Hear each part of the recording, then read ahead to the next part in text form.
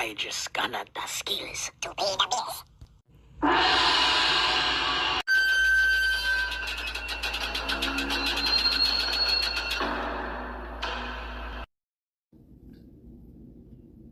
What's good, YouTube? It's your boy Three-Way. We're back again with another movie review. And this time around, we're going to be reviewing Bad Boys Ride or Die.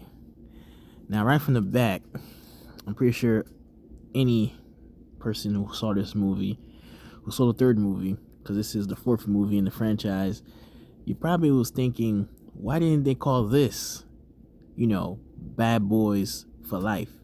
Because the third movie in the franchise was called Bad Boys for Life, but it would have made totally more sense if it was this movie called Bad Boys for Life. I guess they didn't know there was gonna be a fourth one, so hey, what you gonna do? You know what I mean? But yeah, Bad Boys. It's Bad Boys 4, man, and as a franchise, it's really hard. It's a really hard thing to do, really hard thing to pull off, especially if you're like a movie, from way back then, like 90s or whatever. You're trying to like revamp it or reboot it or soft boot it or whatever you want to call it. Now, to start from the beginning,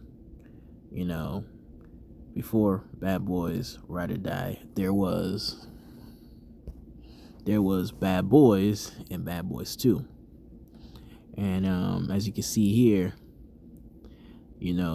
Martin was the lead actor in these two films, and Will Smith was the co-star. I guess at the time, Martin, I guess,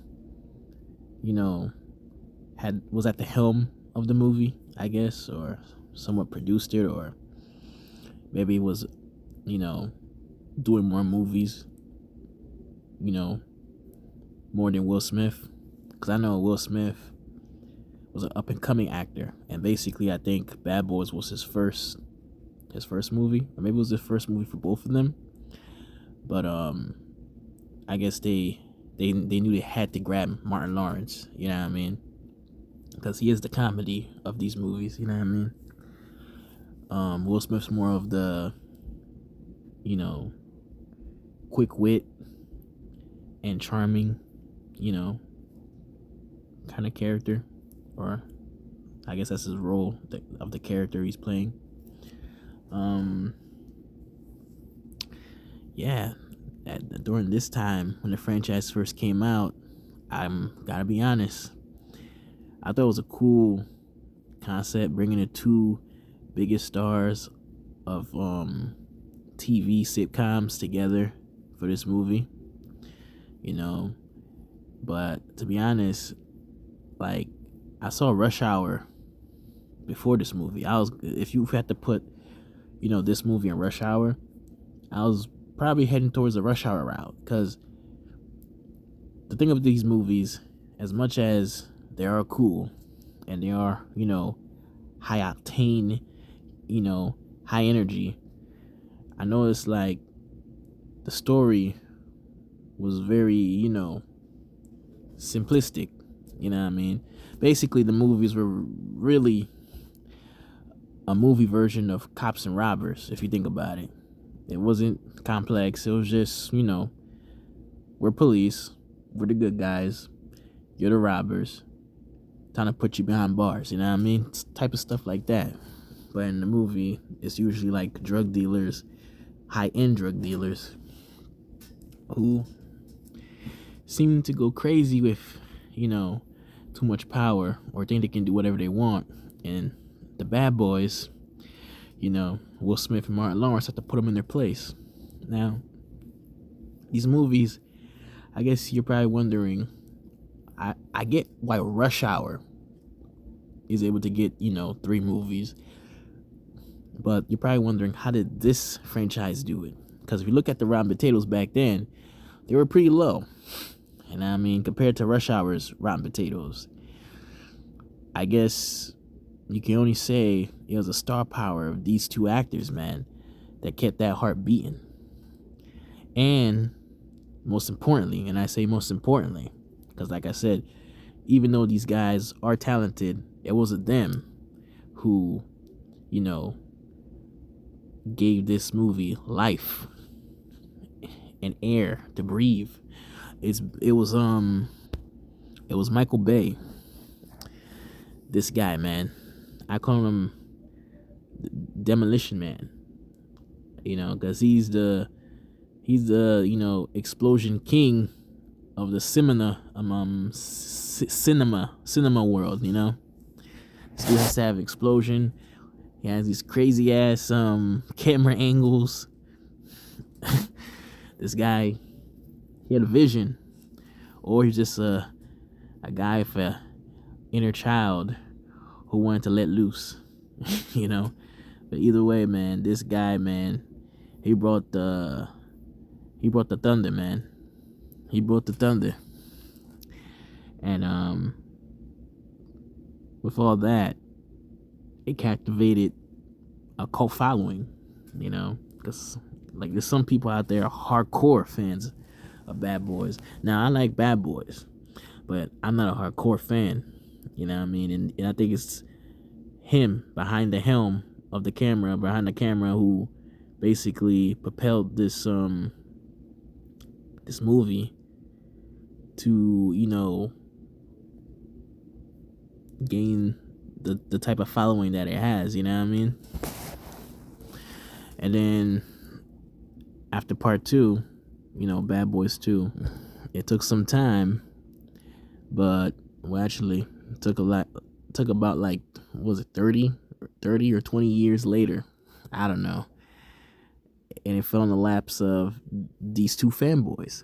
So basically the movie was like, you know, surviving on the fan base, and then it actually landed in the hands of the fan base, if that makes sense.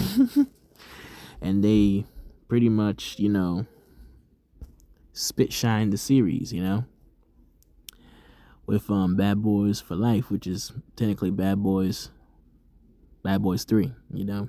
They spit shined it. It wasn't as, you know, crazy and explosive as Michael Bay, but they were creative with their camera angles. They're basically the Michael Bay disciples, because they kept the same style of cinematography when shooting these movies. Because Michael Bay, when he shoots the Bad Boys movies, if you notice, it's always an orange tilt on all the people in the movie, as if it's very colorful. Like, you see certain things shine, things look crisp, and they brought that back.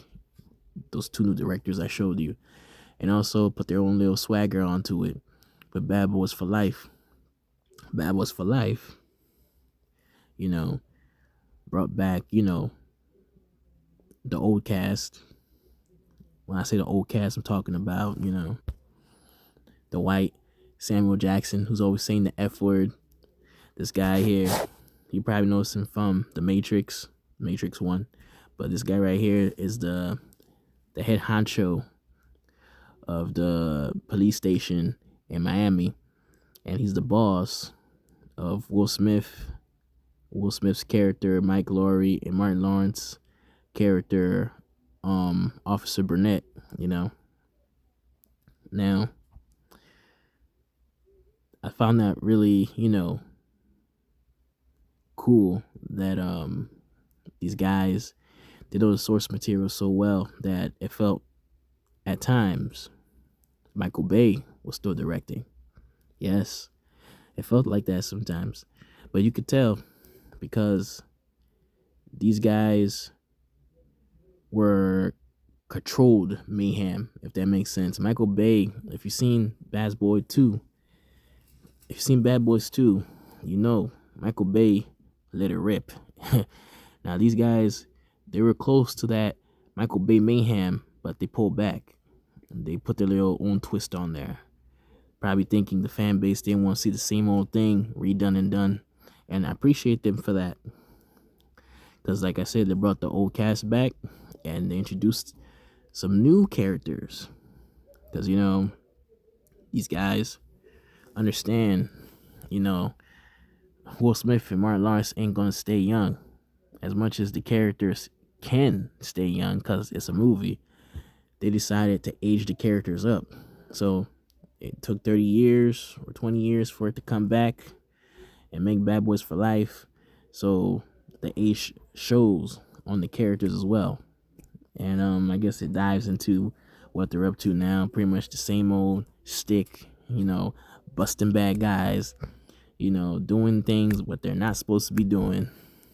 Anything it takes to, serve justice in their own, I guess, goofy way in a way. One of the new cool things I like about the franchise, because of the new two directors, they added this team called Team Ammo. Now they were introduced in Bad Boys for Life. They're basically the backup team who can handle and follow up behind Martin Lawrence and Will Smith's mayhem. You know what I mean? Not saying that people can't follow up to them or follow up with them. It's just that Will Smith and Martin Lawrence's characters seem to have some kind of universal protection on them. They always seem to get out of the most craziest scenarios, man, as if they're protected. And I just thought the name was cool, calling them Team Ammo. It's pretty nice. And Bad Boys for Life, they also introduce Bastard Son that Will Smith's character Mike Lowry didn't know he had, who also plays a very important role in the third movie and plays a even more important role in the fourth movie. You know what I mean? But like I said, man, these movies is just your classical, buddy cop movie. I mean, the fans like it because, man, you're getting humor, you're getting action. And I like how these new directors, they didn't erase Michael Bay's previous movies. Basically, they created a whole freaking, linear universe. Because this character right here, the kid in the middle, Will Smith's character and Martin Lawrence's character, he has a huge payoff in the fourth movie, He also appears in the third movie. I'm not going to tell you as what, but you have to watch and see. But it's a huge payoff, man, in the fourth movie. And I think everybody, I'm going to just say everybody, once you see the fourth movie and you see the scene that this kid's in, there's no way in heck that it won't put a smile on your face. You know what I mean? It's crazy, man. It's epic. And we can't forget the iconic, oh, man. Shit just hit the table, man. Shit just hit the table. When the camera does a whole freaking, I don't know if it's a 360 or 180 turn around the characters, look in shock or look as if they're in despair, knowing that there's no more joking around. We gotta put this bad guy, in the pin where it belongs, where she or he belongs, I mean.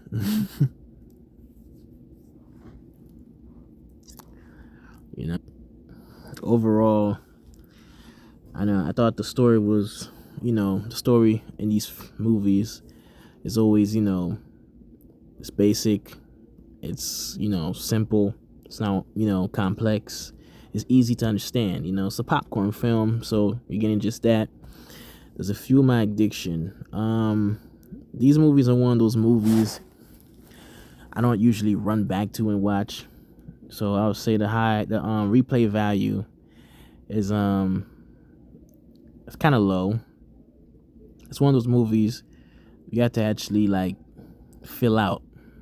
It's a good watch, but you're not gonna like, hey, I'm gonna bump this again type of movie real quick. You know what I mean? But yeah, replay values are kind of low. With these type of movies, I kind of like, like to soak it in a little bit. You know what I mean? And then when a day comes that, I'm not really doing nothing, I bump it in, you know.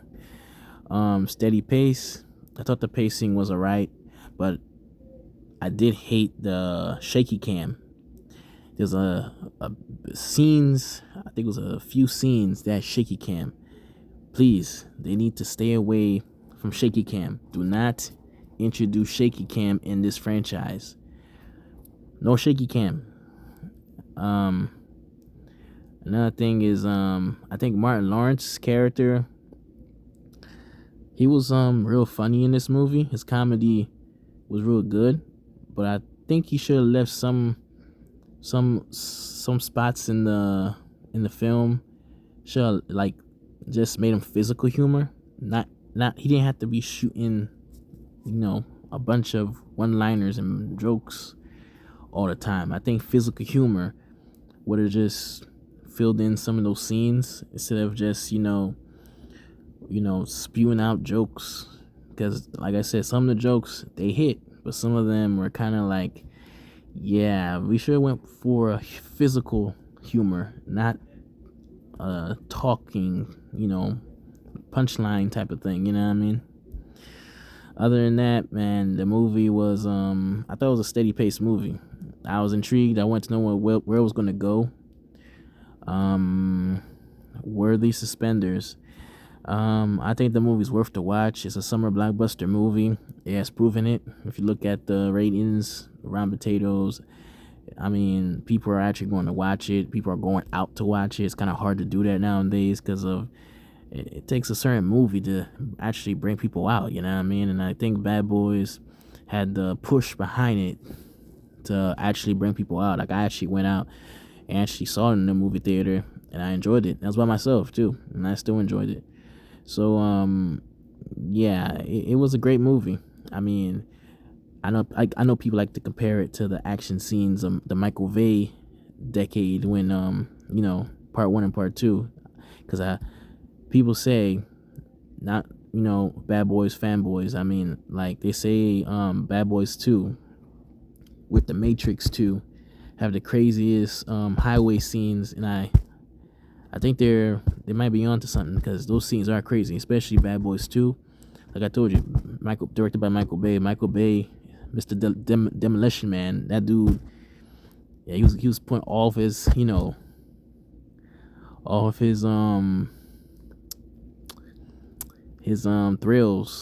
all on the screen, man. He wanted to put everything on there so everyone could see, man. Like, he was going ham. But yeah, like I said, this movie's worth the watch. If you want to go watch in the theaters, you'll probably have a good time. Like I said, to be honest, I'm not like a humongous Bad Boys fan, but I do appreciate the movies, and I'm glad they exist, because it makes good commentary, and it's good to like compare it to Rush Hour, because that's also a buddy cop film. Like I said, Rush Hour has like a well formulaic, because Rush Hour, I would say it's not really a summer blockbuster.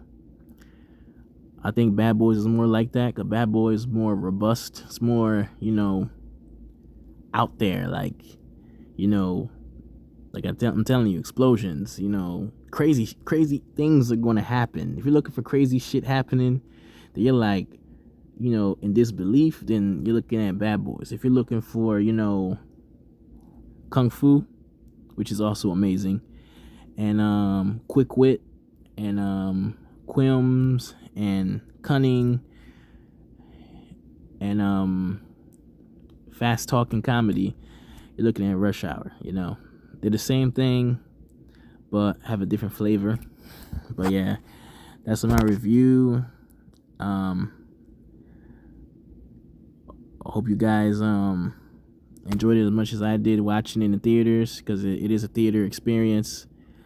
And yeah, man, Three Way out.